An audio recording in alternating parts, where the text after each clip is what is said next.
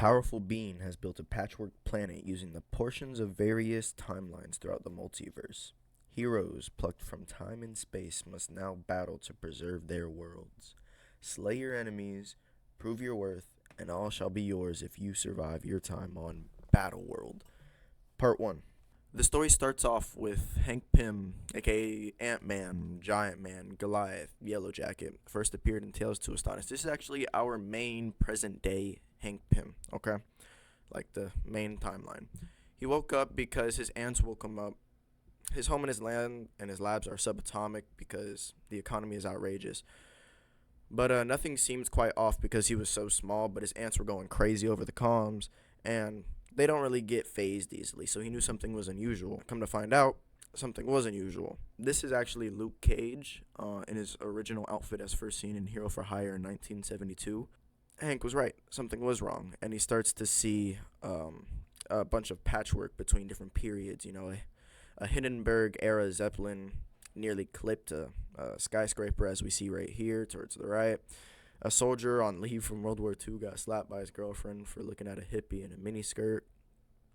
And down here we see this Martian tripod who is actually from the Killraven timeline that first appeared in Amazing Adventures number 18 in 1970. Scroll down further, and then we just see Eyes Fire, just a patch work of lands, and he realizes that this isn't just a localized phenomenon. Leading on to the second page, it actually is the second and third page combined. We first see the disassembled patchwork like this in the Secret Wars number 1, 1984, and back then it was the Beyonder who was saying this stuff, but this time it's kind of a mystery so far. But he says, "You hail from different timelines, but soon there will only be one. Slay your enemies, prove your worth, and all you desire shall be yours in the world to come. Fail and cease to exist. You may begin." And we see Hank, we see Luke Cage, and we see a bunch of different eras. We see, dinosaurs, monsters, and bears, oh my. And yes, this Luke Cage, matter of fact, as seen right here on page 4, is indeed the Luke Cage from that era. But he doesn't know who Hank Pym is. But someone off in the distance is calling for Hank, and it's Carol Danvers. She wasn't sure if it was him, but she was like, hey. This is a younger version of Carol Danvers than Hank is used to. She called him old, and he hasn't seen her in that costume in a while. Then, right over here, we see Spider-Man. She specifically saw Spider-Man and waved him over. But this Spider-Man is actually from when he was first starting out, around Amazing Spider-Man number 1 in 1963. He's only been spidering for a couple months or so, but they're soon interrupted by a younger version of Janet Van Dyne. But she exclaims that he's alive. Following on the next page, he says, yeah, that confirms that we're all from different timelines because clearly in her timeline he's dead. We can expect discrepancies along these lines. And he's actually interrupted by her just coming and hugging. And she realizes that, he's not her Hank, and she's still processing it. But, she needs to because her Hank was killed by Baron Zemo and his sick gang years ago. She honestly goes and proceeds to take charge, and she's like, yeah, Spider-Man and I are the only ones who experienced it last time. We need to figure out what's going on. I'm the Avenging Wasp, the leader of the Avengers. Hank is like, yeah, this isn't the Spider-Man, Janet, but I've been to a different battle world. Yeah, because Spider-Man's just like, what? It wasn't me. Battle world, you call it? Hank proceeds to say that was the name given to this patchwork of world originally given by the Beyonder, and then last he heard, he left our reality, but, there have been other entities such as the Stranger and a cosmically powered Dr. Doom. Now, the Beyonder obviously was the Secret Wars event in 1984. The Stranger did his own little battle world in this 2006 event called Beyond, but he's been in Marvel Comics since X-Men number 11, which is kind of ridiculous. And then Dr. Doom, obviously it was the Secret Wars 2015 event where he took the power from the Beyonder to create a battle world. Moving on, though, we see that Doom owes him money. That you're not getting that money. That's 50 years old. I'm talking in Heroes for Hire number 8 and 9, Dr. Doom hired him to do a job and then failed to pay him. He literally went to Latveria. I'm looking at you now. This guy went to Latveria and still hasn't gotten paid. Think about that. He's not getting paid. And what a cheapskate, too, because he's literally the king. Like, what? But then Carol proceeds to say that it doesn't feel like him or the Beyonder, and that she absorbs the energy, but she only gets a hint of our hosts. But there was something familiar about it. Hank wanted to enlarge some of his analytic instruments so that they get interrupted by this Sentinel who goes straight after Carol. Golly, she's just the brunt of that beam. Now, the Sentinels are actually brought from the Days of Future Past storyline, which was told in Uncanny X-Men number 141 and number 142. But Spider-Man's just like, what the hell are these things? The Avenging Wasp goes to explain that they're Sentinels. X-Men fight them a lot, blah, blah, blah. And Hank is just like telling them, chill out, bro, the technology, and this is crazy. Because they're all going to attack while poor Carol is just tapped out. Sentinel goes ape on them. It looks like Luke Cage is low-key tanking it. Everybody else is just getting mollywopped. And that's when Storm comes in to save the day. She says, down, my friends. Try to escape to the sewers. They can't trace us there. While she rains down lightning on the Sentinel. Now, this Storm is also from the same time period that these Sentinels are from. And Carol's just like, Storm. And Hank off-rip knows that she's not one either of us knows. She's older, and it looks like she's been through hell. He wants to help her. The Sentinel's like, yeah, Miss Marvel's exhibiting power levels outside recorded parameters, and they're recalibrating. Miss Marvel's just like, nah, you need to update. I go by Warbird now. So now we know that this is Warbird. All right. Storm's like, nuh-uh, they're adapting to your power. They will literally, like, end you in moments. So now we get a countdown. 3, 2, and she's like, we need to escape, or the goddess herself won't be able to help us. Boom. Will a god do, milady?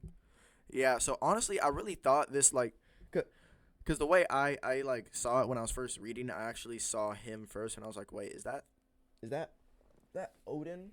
Because I also saw him on the cover, and I was like, is that Odin? But I was like, no, it's a blonde. That has to be Thor. But he looks quite like Odin, honestly.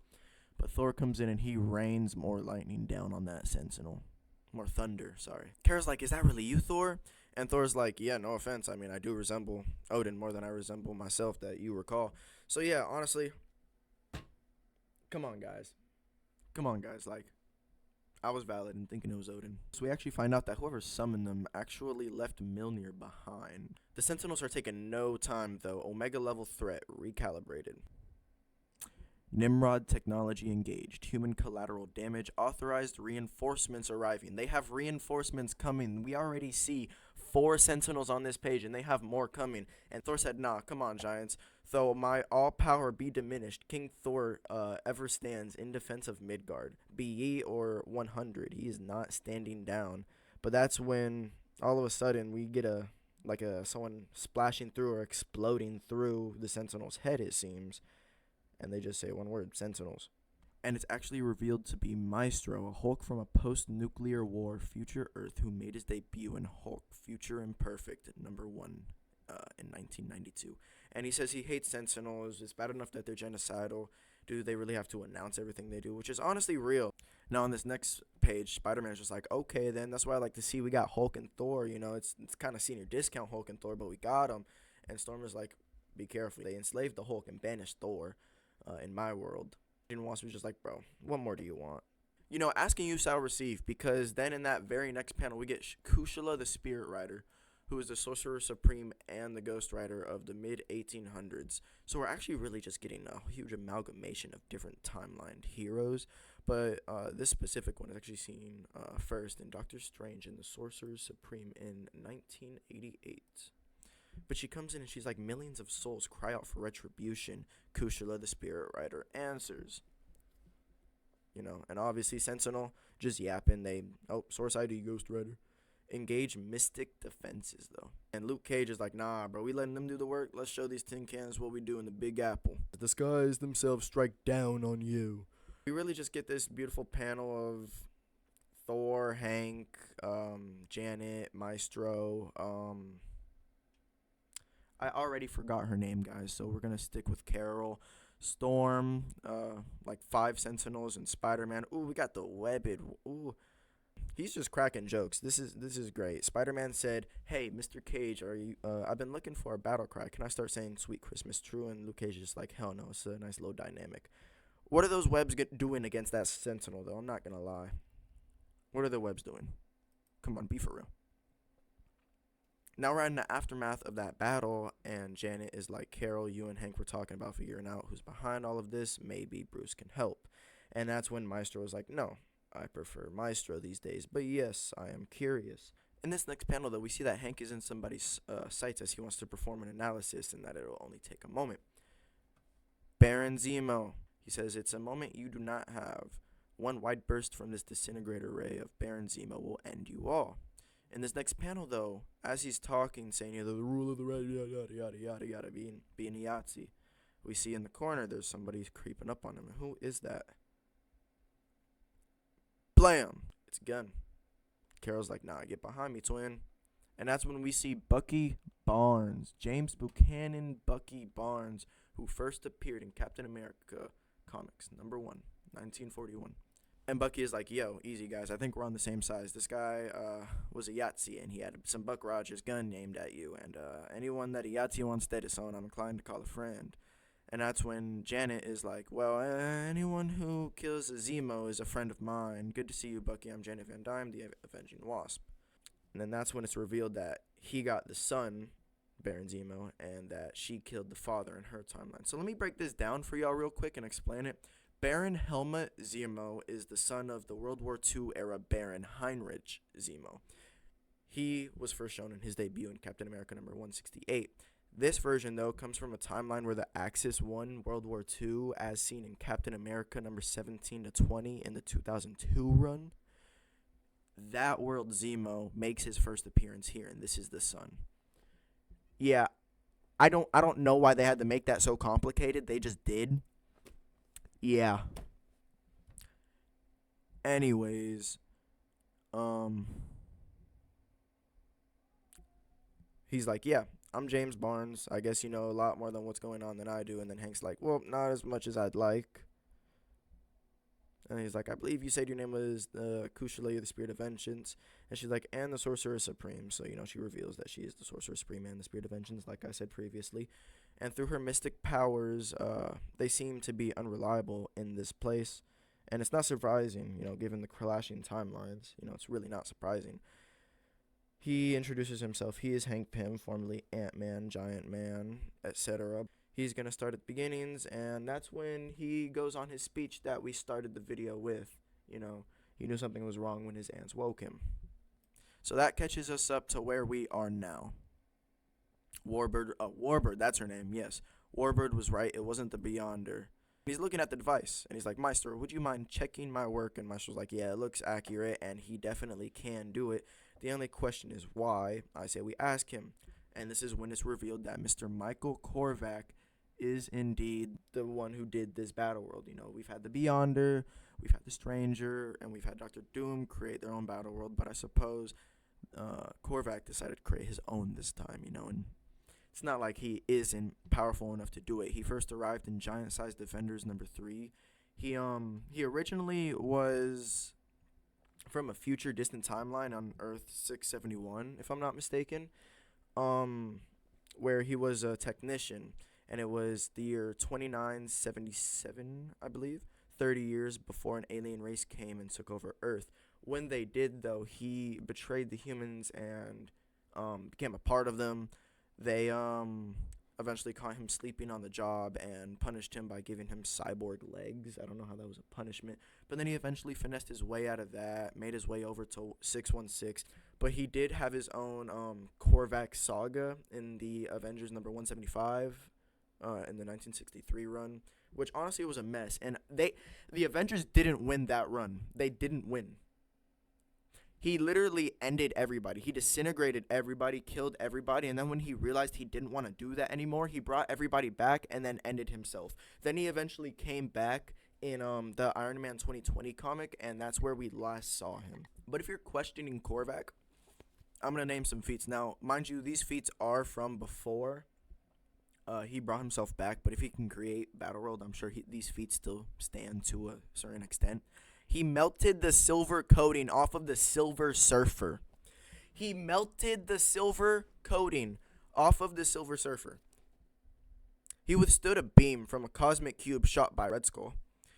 He can manipulate matter and reality. Matter of fact, he killed Starhawk, and then he restored him to life after doing that, and then he altered his mind so he didn't know or remember anything about Korvac. Maestro's like, show yourself before I start tearing this planet apart faster than you could put it back together. And Korvac's just like, no, there's no need for that, Mr. Banner. What do you want to know? And he reveals himself, and they're all just like, what the hell? Except for obviously Maestro and Hank. They're just like, yo. But on this next page, Spider-Man is like, I take it some of you know this guy. To me, he's just glowing naked, and that's where Hank explains that he's Michael Korvac. He's from a future Earth where Earth was conquered by aliens. He attained cosmic power by sneaking aboard Galactus' ship, and Maestro interrupts him by saying nobody cares. He just wants to know why we're here. Yeah, I pretty much just explained all that to you already. Besides the Galactus' ship, once he went over to 616, he went onto Galactus' ship, and because he's a cyborg, he actually has the power to absorb the energy and the technology, I suppose, and the information and power from it, and he got cosmic power from the ship. That's how he originally got cosmic power. Moving on, though, Korvac's like, I thought I was clear about that. You know, I've traveled through space and time. I've explored countless realities and all share one sad commonality. In every last one, humanity is a tragic disappointment. And he says during his most recent sojourn on Earth, Tony Stark challenged him to walk among them as a mortal. It had been long since he served as a mere human, and the experience was, in his words, enlightening. And he says that humans possess the power, the promise of greatness, but their nature is what actually makes achieving it virtually impossible. Basically saying that we can do great things, but our natures, what we do, our tendencies, block us from that, is what he's saying. So he's saying civilizations collapse, people destroy the very world they need to survive, they turn to hate, madness, oblivion. So he really just has a glass half empty view on society, on the world, on the multiverse, really. And he had pretty much the same viewpoint in the Iron Man 2020 run during the books of Korvac. I highly recommend you read that. Before you read this, if you would like, I can reread that and break it down, but Comic Storian honestly did it all. He broke it down. He has like 5 videos on it, and then he has one mega video. But as we move on to the next page, he explains that he's decided to help, or his version of help, to create the perfect timeline. He's extremely powerful. He's not omniscient, though he can't be everywhere at once, even though he is very, very, very powerful. He says, and so I brought examples of many different timelines here to see which aspects of them have the qualities required to endure. Those who prove their worth by outsmarting, outfighting, and surviving their rivals will have a say in my new singular timeline. But I'm going to give you a rundown on who everybody on this page is. The eras and people depicted here are as follows, left to right, top to bottom. So start at the top left. That is House of M, and they're from a world where the mutants rule. It's from the House of M event in 2006. If you haven't read it, you gotta read it. 6-issue limited series. Really good. To their right, we have the original Guardians of the Galaxy who arrived in Marvel Superheroes number 18 in 1967. You got Yondu there, and I honestly don't know any of the rest because I didn't read the Guardian of the Galaxy comics, but Yondu looks very sick, so yes. Moving on, right under the House of M, we have the previously mentioned Martian-infested Killraven timeline, the Martian tripods. That's what those are. They were on the first page if you want to go back. Oh yeah, and that's also Killraven right there. I'm stupid. It's the tripod and Killraven. That's Killraven. Now, right under Killraven is the Age of Apocalypse era X-Men, which was released in 1995. It was a whole event. You got Apocalypse on the top right there, and you guys 4 Horsemen, I believe that is what that's representing. I know one of them is Wolverine, the Age of Apocalypse, Wolverine, and it looks like Onslaught, honestly, but that could also be Magneto. I don't know. Please correct me in the comics if you will. To their right, we have Marvel 2099, who had their own line of comics, starting with Spider-Man 2099 in 1992, alongside Punisher 2099 and Hulk 2099, who both had their own respective series in 1993 and 1994. Moving down to the left here, we have a variety of Marvel Western characters, Kid Colt and Rawhide Kid. I actually had no clue who these guys were, so I did the research so you didn't have to. Kid Colt was originally known as Elric Freedom Whitman, who appeared in Kid Colt Outlaw number 1, 1948, which was published by one of Marvel's predecessors, Timely Comics. It was actually the longest-running Cowboy Star comic in American comic book publishing. The story spanned from 1948 to 1979, and a lot of them are actually supposedly reprints after 1966. But yeah, and then Rawhide Kid was along the similar lines, a heroic gunfighter of the 19th century American West, and he debuted actually from another one of Marvel's predecessors, Atlas Comics, in a 16-issue Rawhide Kid series in 1955.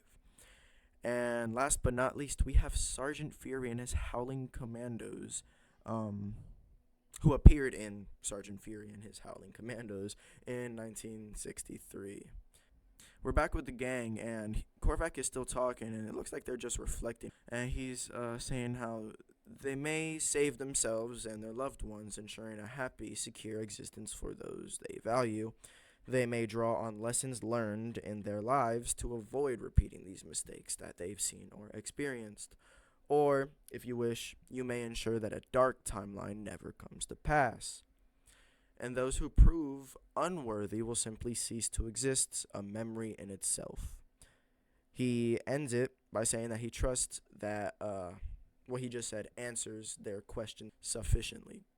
Now he has other matters to attend to. Good luck. See you soon.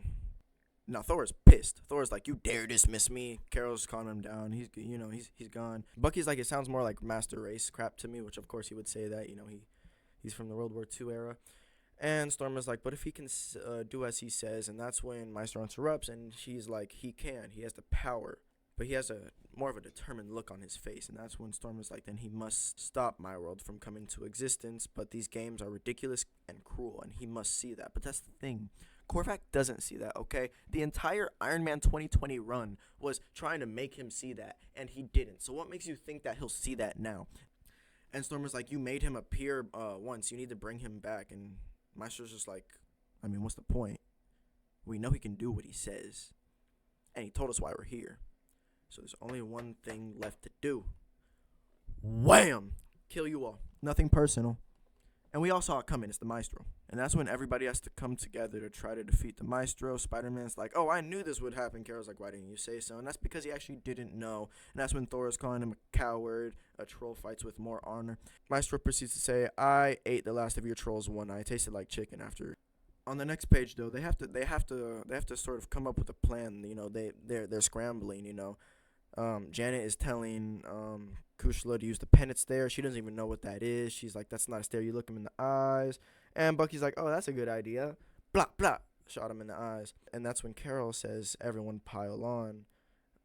Luke Cage just like, "Surprise." And, bro, it's Luke Cage. Obviously, you're going to tank the hit from him.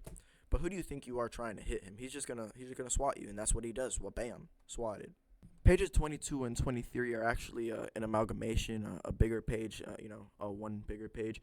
Spider-Man is freaking out. He's like, "Yo, I can't do this. I'm only 15. And then Bucky honestly has this like, it's almost like the moment that Hawkeye had with Wanda in Age of Ultron, where he's like, "Yo, let's get it." Guys, okay, so yeah, this is a very young Bucky who hasn't gone through anything yet. He's innocent. He's like, "I'm 17. Guys our age, we're at Pearl Harbor. Come on, soldier. If we can't win fair, we'll fight dirty." And that's when Janet is like, "Hank, listen to me. Thor and the Maestro are going to level this place because, as you can see, Thor and Maestro are going at it. Mass casualties." She explains that they don't have time to turn these people into a team and that it's up to them. She asks if him and her Wasp had a Monster Island protocol. What's the Monster Island protocol? The Monster Island protocol basically is referring to a classic moment in Godzilla number 23 in the 1977 run where the Avengers fought Godzilla and Hank, who at that point was Yellow Jacket and the Wasp. And they pretty much flew into his ear, and then they enlarged, and then he just fell into the harbor. It was pretty chill. But Hank is like, "Yes, we did." And he's like, "All right, let's go then." Thor's over here making excuses about if he had his hammer, yada yada. And that's when we cut back to Janet and Hank in the inner ear, and they're like, "No, we have to go deeper," which is odd because when they did Godzilla, they just went in the ear. I'm pretty sure Janet, in saying that the inner ear isn't good enough, I think that she went to the brain, if I'm not mistaken. She was trying to kill. But before that happens, we get a panel with Thor and Maestro, and as expected, honestly, Maestro was overpowering Thor. And the Maestro's like, "Anybody want to bend the knee now? Maybe I'll let you live. I can always use more minions to kiss mine." And that's when, boom, he falls to the ground. Thor is complimenting her, saying, "Well done." That's when Janet confirms my theory, saying that even a Hulk doesn't need an intact brain. Spider-Man is worried. He's like, "Did you kill him?" And Hank is like, "No. At this power level, Hulk is functionally immortal," which is the whole storyline behind the Maestro. Obviously, he's immortal. But she meant to kill him. And Janet's like, "You have a problem with this? He would have murdered us all." And he's like, "We could have disoriented him. He basically just didn't want to be lethal. There was no reason." She said, "My Hank held back against Baron Zemo, and it got him killed." After Hank was like, "Well, your Hank might have felt differently than how you feel." Hank is like, "You're lucky. Korvax wants us all to kill each other. I don't want to be the puppet. I'm going to find a way to stop him." And he, low-key, just, like, dissociates. He's like, "The rest of you see what you can do.